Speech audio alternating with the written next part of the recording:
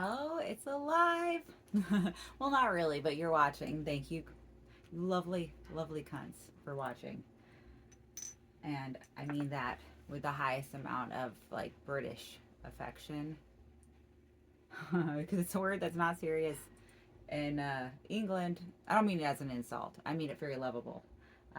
I came out of a fantastic cunt. My first experience with them, amazing. And if you add a Z, it's now a slang, and I like it. It reminds me of, like I've said before, the dogs game that I grew up on are the Bratz dolls that like I've been trying to emulate for far too long. I am warm because I have on incredibly thick tights. They're about as thick as I pad my bra with. But OOTD is just quick.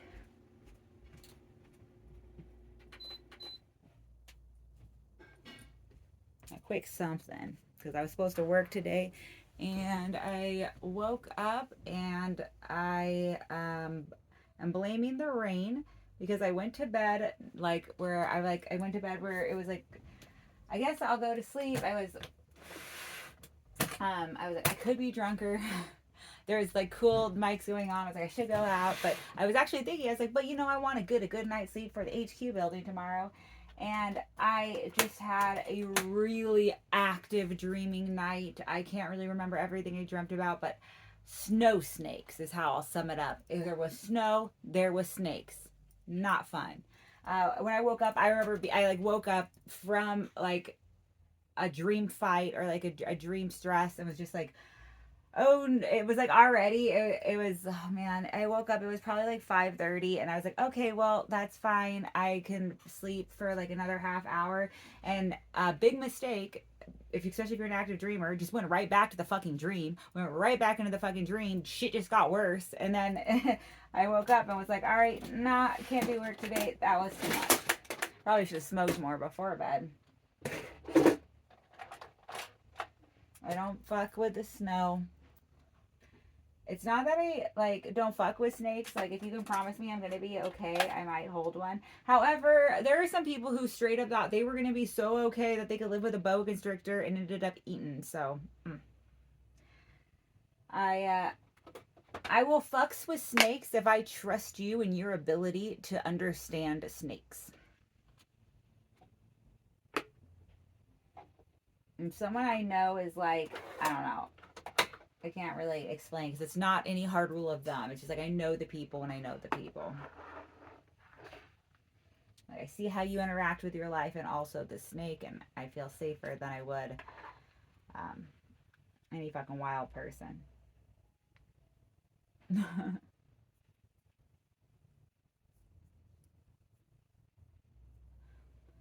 It's let's see what tell you. Oh, I didn't write down a sticky note of my things, but I've been listening back so often. I think I have it all memorized, and I will look at the calendar.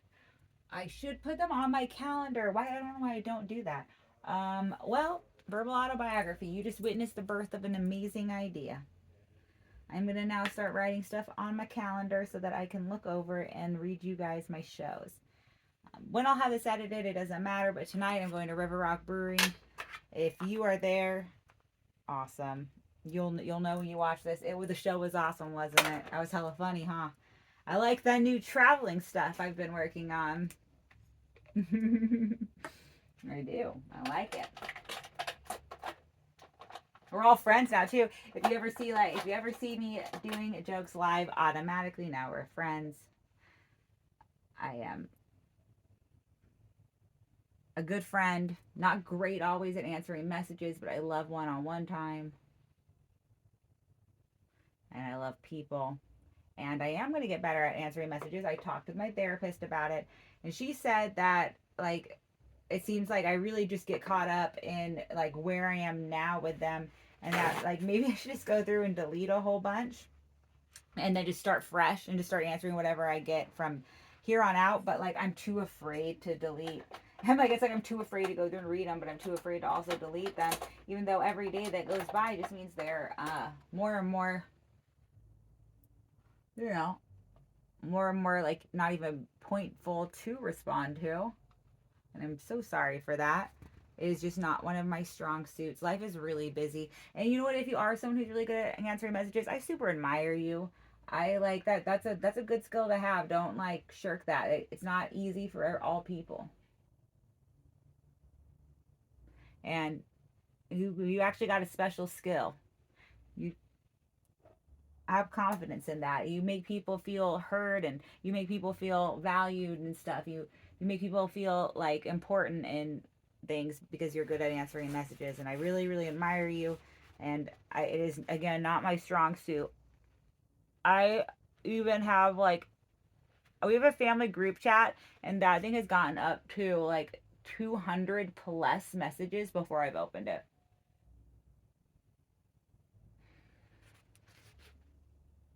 I definitely will try and always bring my best to a one-on-one conversation. I will try. I'm a little weird. My eye contact always makes it seem like I'm a little on drugs. Actually, so there's a story that I don't do on the stage that I think would make a really funny bit sometime. And that is getting pulled over. I got my best friend blew a stop sign. Caitlin Haynes, I don't ever say her name when I talk about my best friend. That's who I'm talking about. Blew a stop sign when we were in high school. Nope, we had just gotten out of high school. It was like the summer after graduation. So I was 18. So it was like, could have been big trouble. Big trouble in Little Elk Grove. Let's see. Find the brush I want. We got pulled over for running the stop sign, and I guess because like we were kids, they did a sobriety test, just like the eye one where you don't have to get up for it. I know that there sometimes they make you do a lot more too. And I guess to actually preface this, so I was dead sober at this time. I was on little kid probation from a few months before, where I had gotten arrested for shoplifting at 17.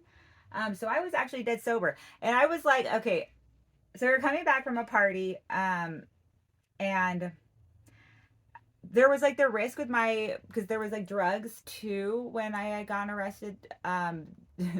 So I was kind of on the probation where they could like drug test you at any time, and I was also like in that in between stage of life of like, all right, clearly I'm gonna have to be an adult, and I think I want to be one that makes my parents proud. And then also I was like at a high school party with, well, not my ex at the time was still in high school. He was 1 year younger than me, so like I graduated and I was like woman of the world, and he was still a junior, or was about to go into his senior year, and we were leaving a party of him and his friends. I was gonna go stay with her instead, and so like I almost was like getting off on being a sober bitch. Like I was like, okay, I'm gonna be so sober at this party, but not that sober, because the new Harry Potter had come out, and we had purchased mushrooms at the party to make Harry Potter dope. And my ex, I was holding on to the mushrooms because I thought he would do them if I left them at the party with him, because I was smart. He probably would have. I don't know, or someone would have talked him into it. I don't know. They're fucking teenagers. You can't trust teenagers with your fucking drugs. I guess he couldn't trust me either.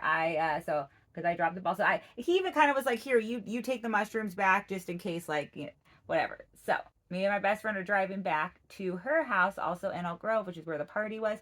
Not a long drive. They're not like this anymore, but like Elk Grove PD used to be just into fucking busting teenagers. Like they were into trying to get teenagers into trouble. It was like their biggest mission. And then the crime and everything else in the world just got caught up, and the ones who I guess copped in the good old days retired, and it's just like the younger kids now, which are honestly probably fairly damn close to where we were getting in trouble in age, and they were taking care of real shit and half-assing on real shit too, which is also sometimes being racist and having to check themselves.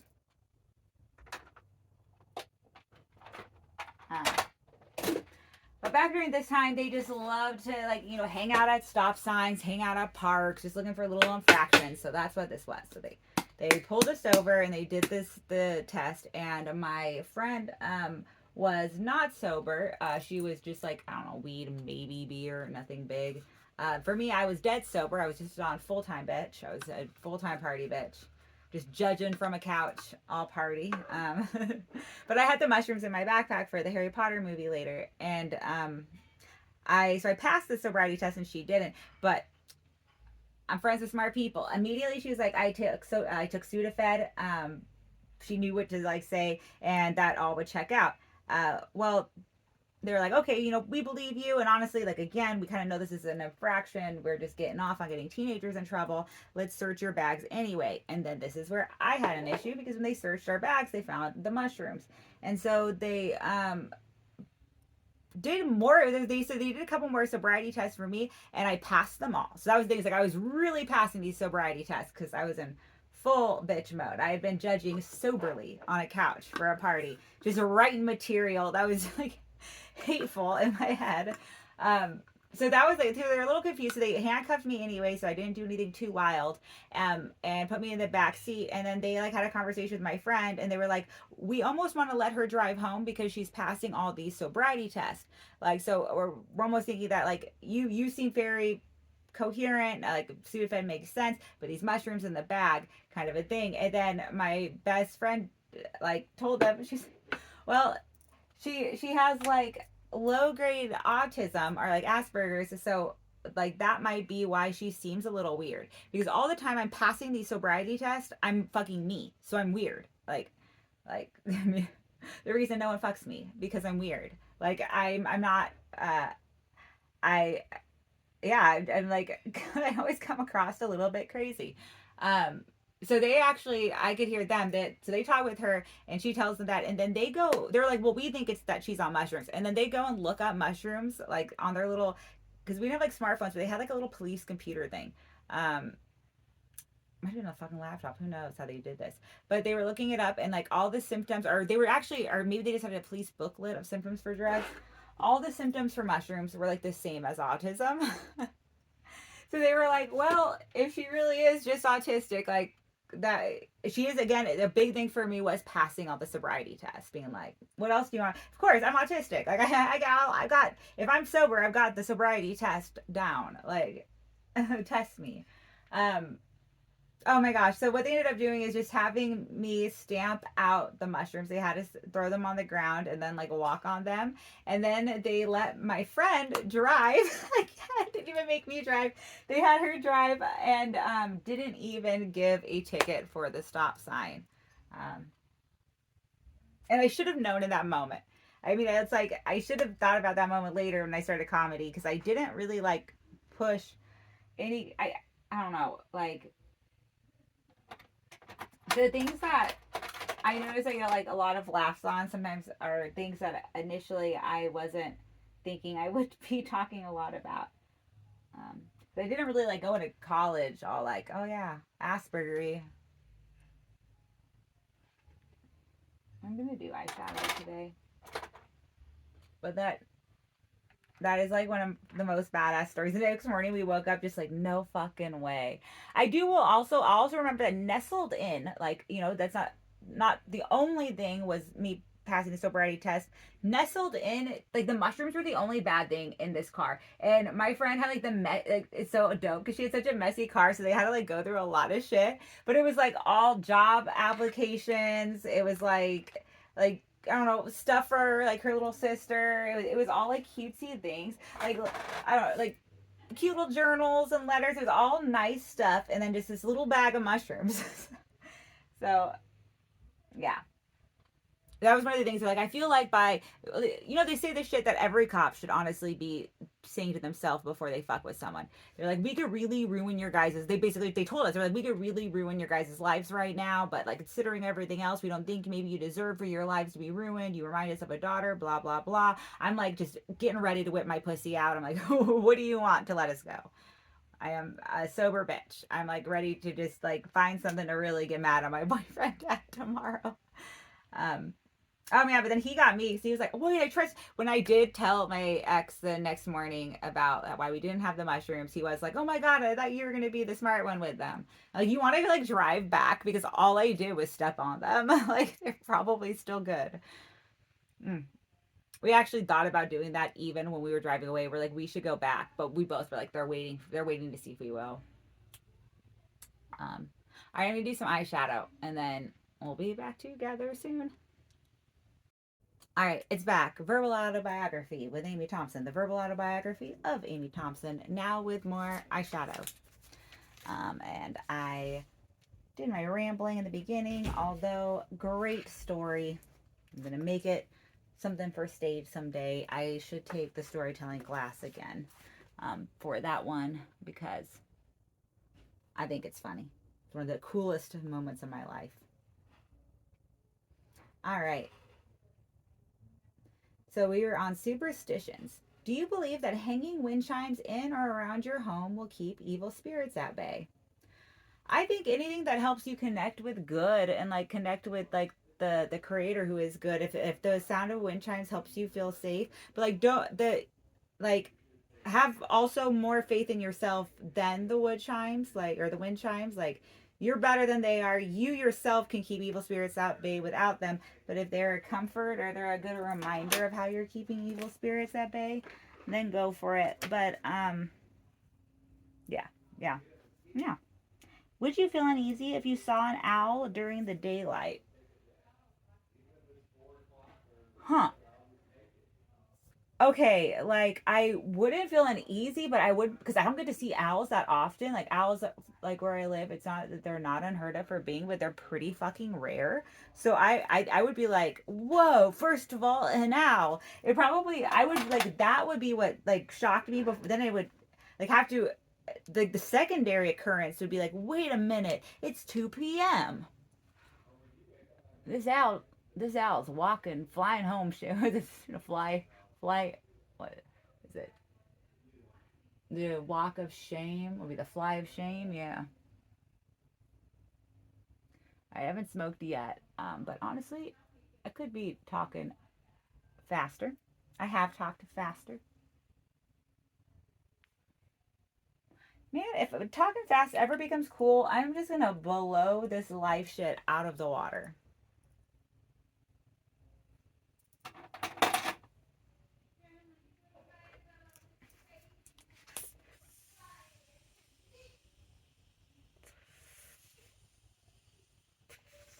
Would you feel uneasy if a candle went out without human interaction? Totally depends on the fucking context. If we're like yeah, if we're on a Ouija board or someone says something kind of weird in a candle and it just blows the fuck out, yeah, yeah, I'd be like, oh shit, we're in a horror movie. However, and thank God for this, a lot of candles are almost just like fail safe and that like they'll give out after a while. And that doesn't freak me out. Not only freaks me out because I'm like, shit, I almost burned down my entire closet room. I left the candle burning so long. But as of right now, I cannot afford any candles, but I look forward to the day that I can. Hey, and it's on me. I just got to budget better, and I could probably get a candle or two in this room again. But right now, you guys see this? It smells like farts. It looks cute. It smells like farts. It smells like farts and barf.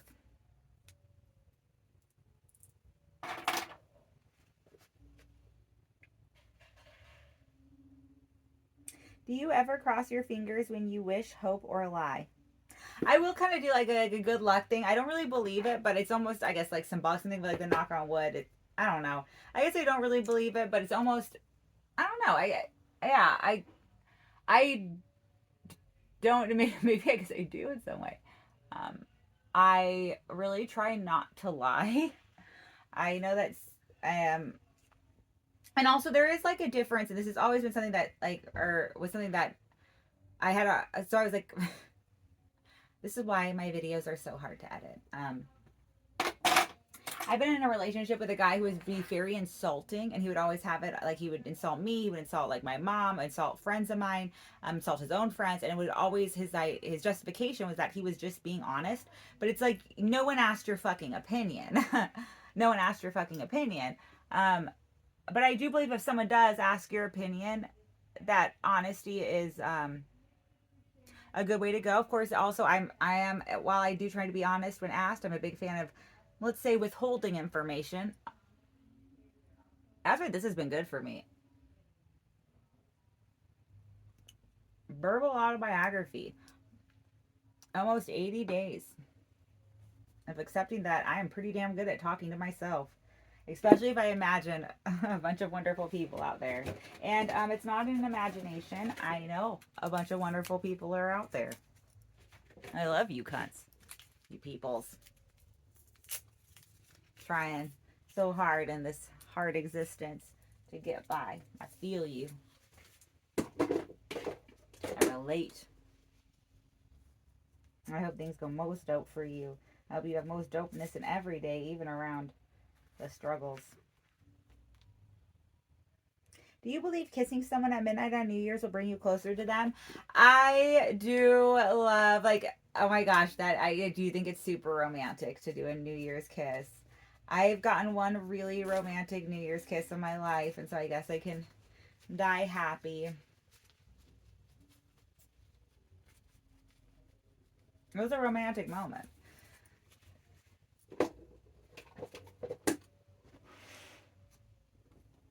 But I do think that's I think it's super cute just for someone to want to kiss you on New Year's. I like I want to tell this story, but see, I'm like withholding information. My most romantic ever New Year's Eve kiss was when I was 17. It was also like the coolest New Year's party I had ever been to. We like New Year's party had hopped, and we went from one that was like way out somewhere with people more our age, and then my ex, who was my boyfriend at the time, his older brother was at a way cooler party in Midtown Sacramento that was more like adults. And so we ended up getting into that one, and that was the first time I ever had Jello shots. But on the way over to the second party from the one that was more lame with like our age friends, it hit midnight because we got caught in like traffic getting into Midtown because it was like bumping. And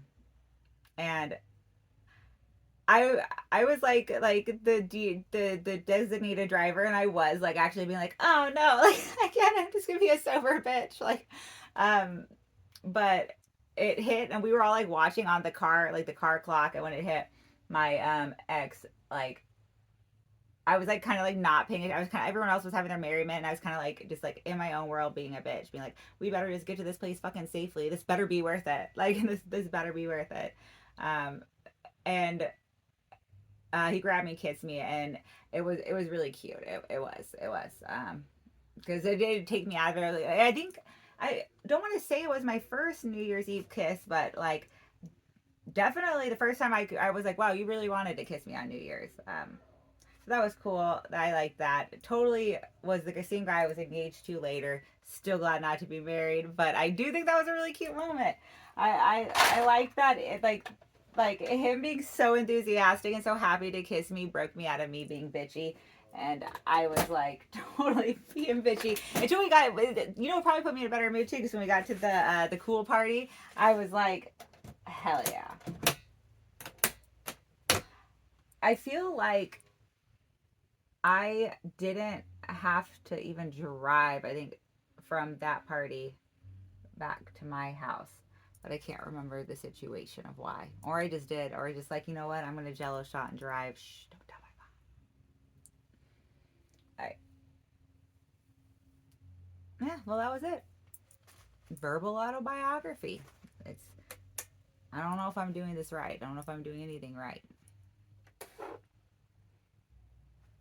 But we all probably are doing something right. Hell. Oh, yeah. We are all doing something right. We're all living. Look at that. That's hard. That's not easy. That's a choice every day. You might be surviving depression like me, going through every day. Like where no matter how good it gets, you still have to confront the fact that like you have a weird, sad thing. So thank you for living. And thank you for loving. That's the whole purpose. And stay creative, cunts.